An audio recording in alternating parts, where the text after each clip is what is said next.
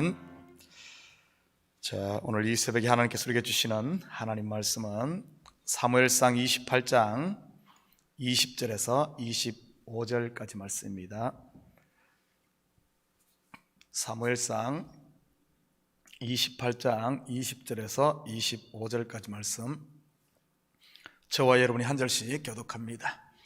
사울이 갑자기 땅에 완전히 엎드러지니 이는 사무엘의 말로 말미암아 심히 두려워하며 또 그의 기력이 다하였으니 이는 그가 하루 밤낮을 음식을 먹지 못하였음이니라.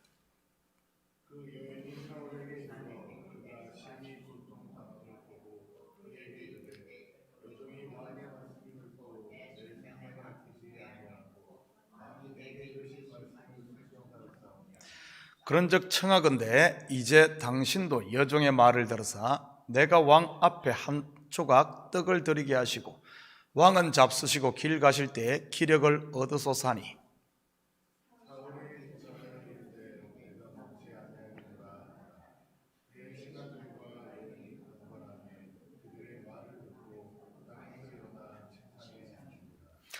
여인의 집에 살찐 송아지가 있으므로 그것을 급히 잡고 가루를 가져다가 뭉쳐 무교병을 만들고 구워서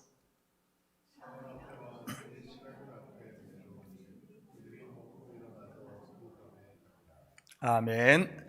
좋은 아침입니다. 우리는 지난번 설교에서 신접한 여인이 불러올린 존재가 사무엘을 가정한 거짓 영이라고 했습니다. 그런데 이 거짓 영이 틈타는 통로가 바로 치유되지 않은 깨진 자리, 곧 마음의 상처라는 사실입니다. 사울의 깨진 자리가 바로 사무엘의 겉옷이었듯이 말이지요. 사울이 사무엘의 겉옷을 잡자 그의 겉옷이 찢어짐으로 하나님께서 사울의 나라를 찢어 그의 이웃에게 주었다는 심판 선언이 있지 않았습니까? 그러니 신접한 여인이 불러 올린 영이 겉옷을 입었다고 하자 사무엘의 영으로 생각하고 그 앞에 엎드렸던 것이지요. 그렇다면 우리에게는 그런 깨진 자리가 없을까요? 치유받지 못한 그 상처들 말이지요.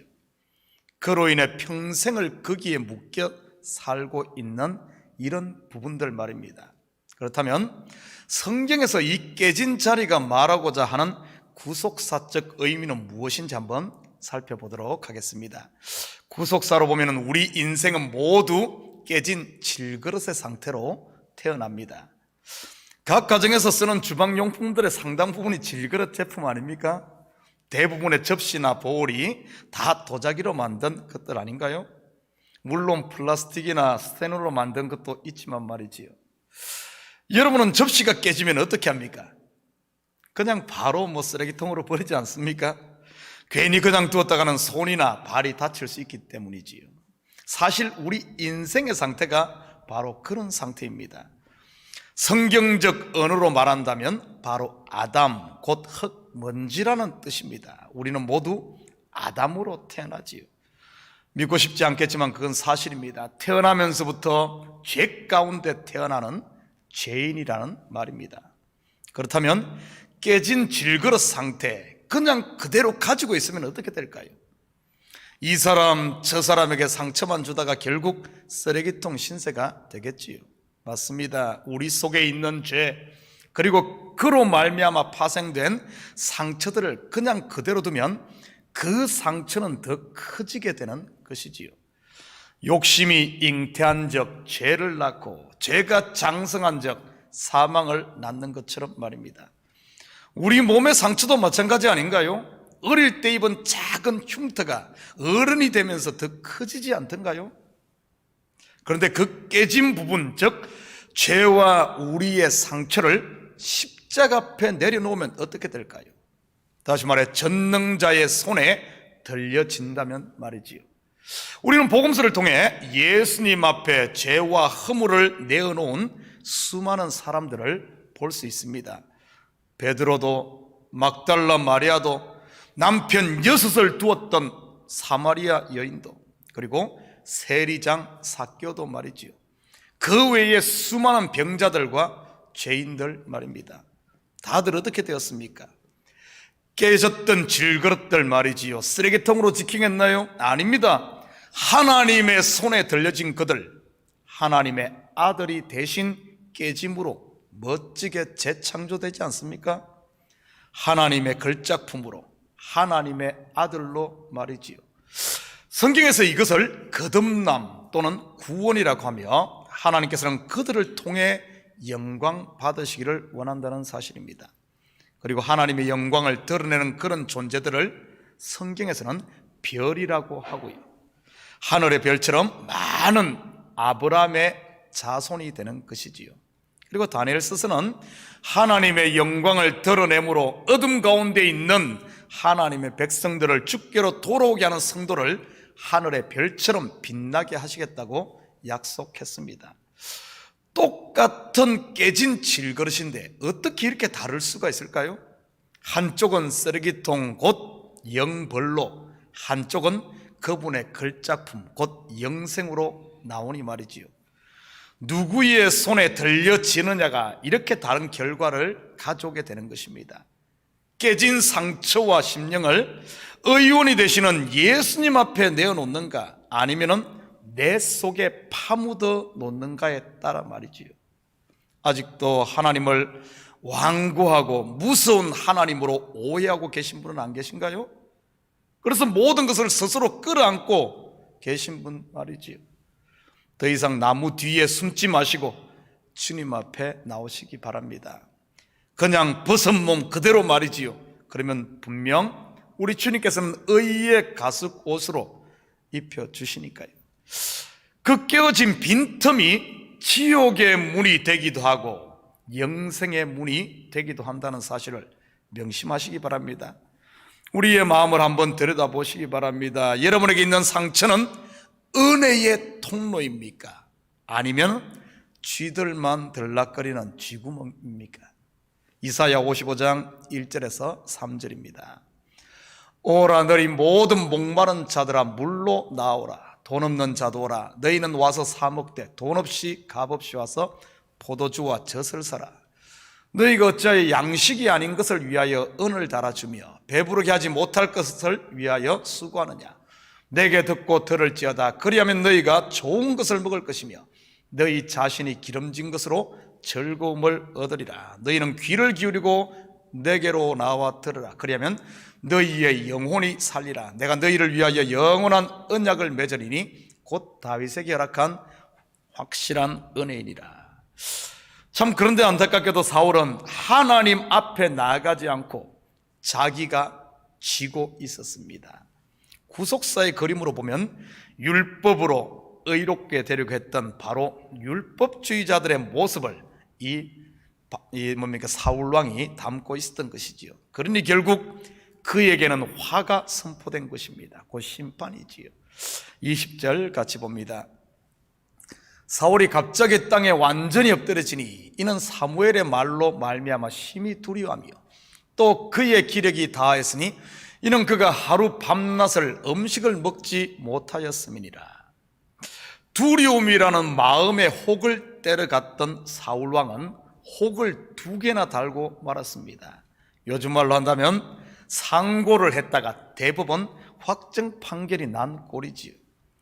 하나님께서 그를 버렸다는 선언을 사무엘을 통해 2번씩이나 했으니까 말이지요.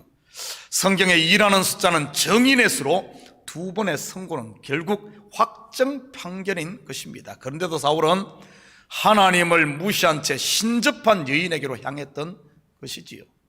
결국 어떻게 됩니까?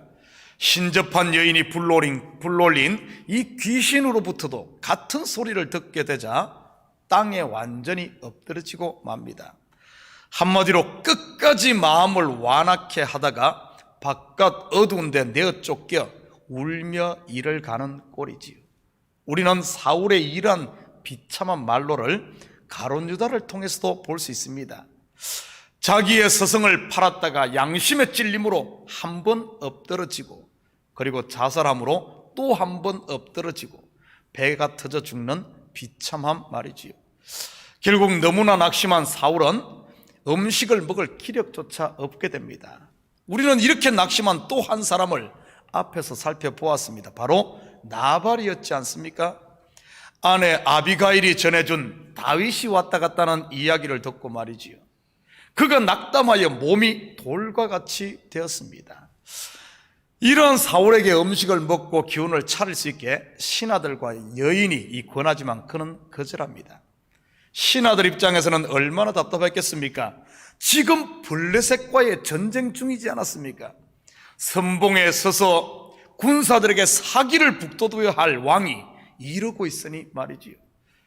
결국 개인과 신하들은 강권하여, 이 강권함으로 말미암아 사울은 땅에서 일어나게 됩니다. 24절 25절입니다. 여인의 집에 살찐 송아지가 있으므로 그것을 급히 잡고 가루를 가져다가 뭉쳐 무교병을 만들고 구워서 사울 앞에와 그의 신하들 앞에 내놓으니 그들이 먹고 일어나서 그 밤에 가니라. 결국 사울은 신접한 여인이 준비한 고기와 떡을 먹고 기운을 차려 전쟁터로 향합니다.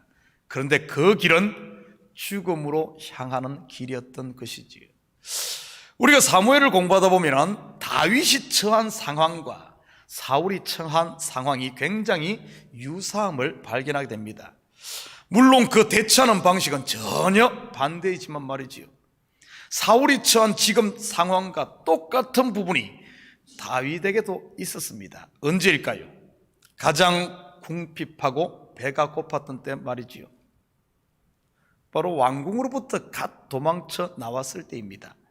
그때 다윗은 그 굶주림을 해결하기 위해 노 땅에 있던 제사장 아히멜렉을 찾아갔습니다.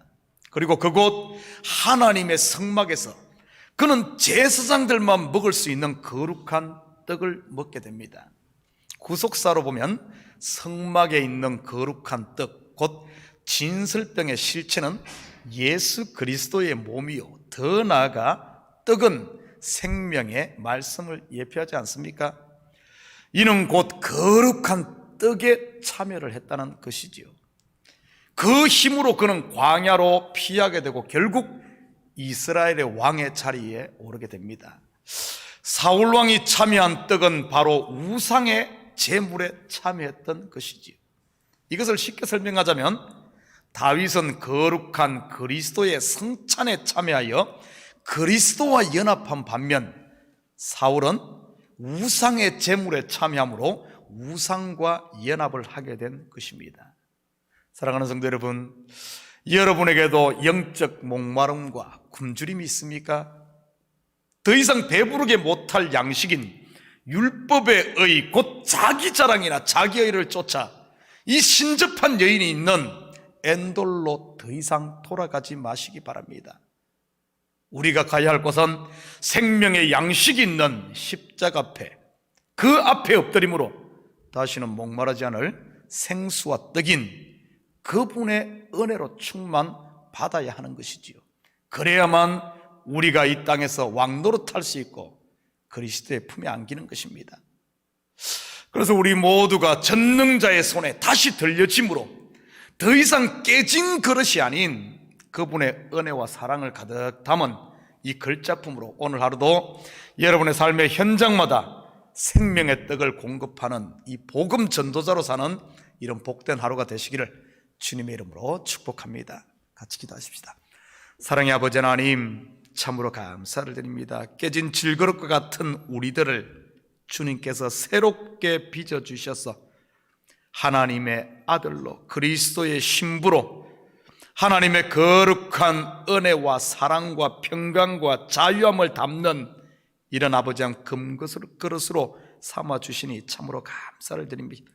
다시는 깨지지 않을, 새지 않을 아버지 하나님, 이런 그릇으로 이제는 주님의 사랑을 담아 세상에 전달하는 아버지 한 정인으로 사는 저희들 되게 하시고 다시 옛날로 돌아가지 않도록, 뒤돌아보지 않도록 아버지 하나님, 우리의 시야를 주께만 고정할 수 있도록 주님 도와주시옵소서.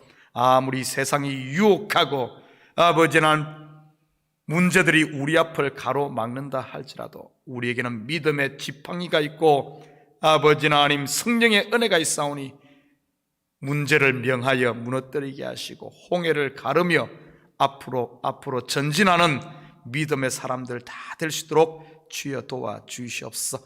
그리하여 오늘 하루도 아버지 하나님 우리의 발걸음마다 주님의 향내가 나게 하시고 그리스도의 사랑이 비춰지는 작은 빛으로 살아가는 우리 성도들 될 줄 믿사오며 이 모든 말씀 예수님의 이름으로 기도드립니다. 아멘.